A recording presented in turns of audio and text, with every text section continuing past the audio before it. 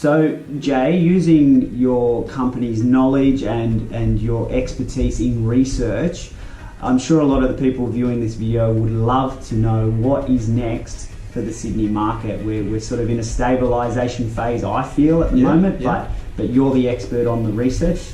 Give us your view on what the... Yeah, it's a question that we get all the time, obviously, being in Sydney. And I live in Sydney and I love this place. Property cycles usually have about an 18-year cycle. Okay. So that's, a lot of people think that the property market, you double every 10 years. Yeah. That's definitely not the case. Yeah. And we've got heaps of research to back that up. Where did that come from? It's just been something that the market changes, right? And there are some times, like, as I said, we've had nearly 70% growth in the past 6 years. Yeah. So that straight away throws that 10-year rule out the window.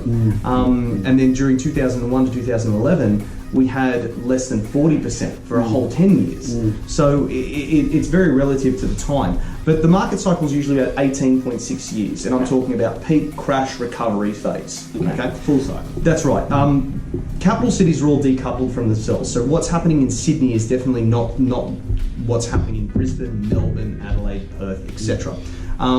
We're at a time now, definitely, where what we like to call the mid-cycle slowdown. So credit's becoming a lot more difficult to obtain. Yeah, I'm seeing that. Which automatically we're starting to see people who want to sell their property, so vendors being quite unrealistic, because they're thinking about the price that they used to see that they can achieve today, which we know they can't. It's gone. And it's not just because the sentiment's changed, it's because the borrowing capacity to actually get you there has changed as well. So it's a big difference. We personally believe, based on our understanding of the cycle, that the Sydney market will have an average of about between 3 to 4% capital growth per annum for the next about 3 to 5 years. Okay. It's a very much more normalised rate of growth. Absolutely. So we think that's what's going to happen to the market, and then we'll have what we like to call a second upswing, where credit starts to become a little bit easier, and then there's going to be a lot more optimism come back into the market, and you're going to see the market pump back up. Okay, very good. 3 to 4% for the next 3 to 5 years. Yeah. Very good.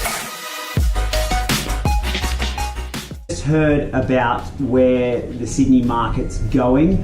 What is your advice, based on your research, to our Sydney owners watching this video? Yeah, great question. My advice is take advantage. Okay.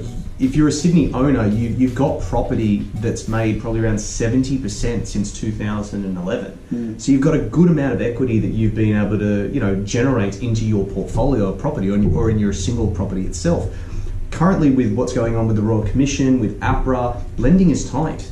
So if you are somebody who is unfortunate and does not have that equity or doesn't have that cash deposit, right now you're being blocked out of the market.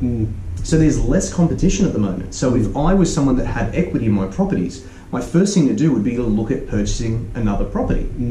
Now, having said that, I think that you'd need to be borderless. You need to diversify your investments. Sydney is not the only place to buy property. Yeah. And it hasn't always been, at the end of the day.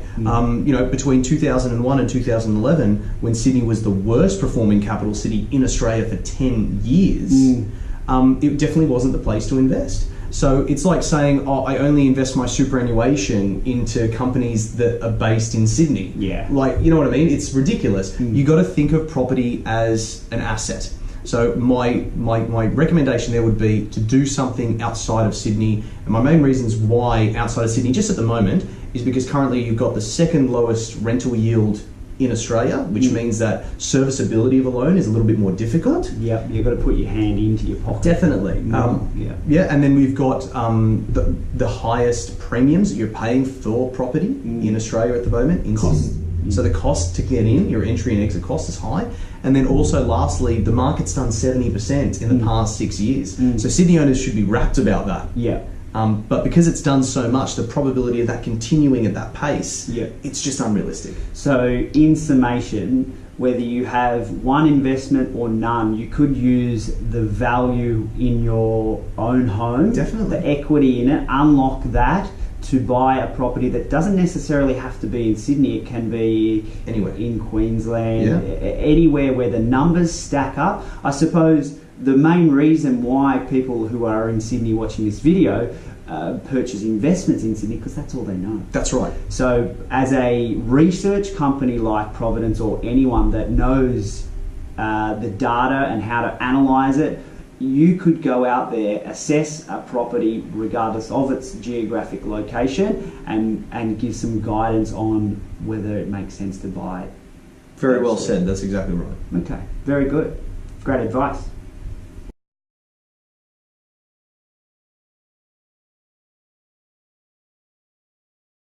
Welcome back, everyone who's viewing. Jay, let's jump back into where are the next growth areas for Australian property?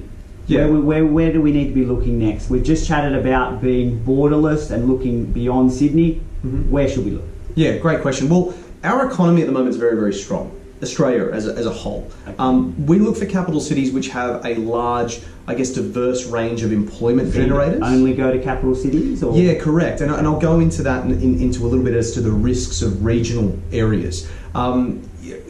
Places that have good employment attract population growth. Mm-hmm. Population growth is what is going to affect supply and demand. Yep. So the issue with regional areas is that usually you have maybe only one or two main employment generators. Mm-hmm. If one of those has an issue or that particular industry has any type of risk in it at that point in time, you'll see that market drop off quite significantly. Regional and I'd probably say satellite cities, but a rule of thumb in regards to the property cycle, they're usually the last to go up, but they're always the first to come down when the market's starting to suffer. So that's something that you need to be very mindful of. I hear a lot about every different capital city, but places like, Brisbane, it's got the largest infrastructure spending program in recorded Australian history. Mm-hmm. That's nothing that you should be ignoring. Melbourne's going to increase the population of that capital city by 2050 by about 70%. So they're going to be the largest populated capital city in Australia by 2050. So they'll overtake Sydney? Definitely they're going to overtake Sydney. Wow. Their immigration rate is just through the roof. Okay. Perth now has the largest lithium gas mine in Southeast Asia, and with the way technology is changing, lithium gas is definitely going to become a commodity that is required more and more. So as I said, definitely Sydney's got some great things going for it, but in regards to other catalysts in other capital cities, to ignore those would be investment suicide. Mm-hmm. Mm-hmm. Interesting.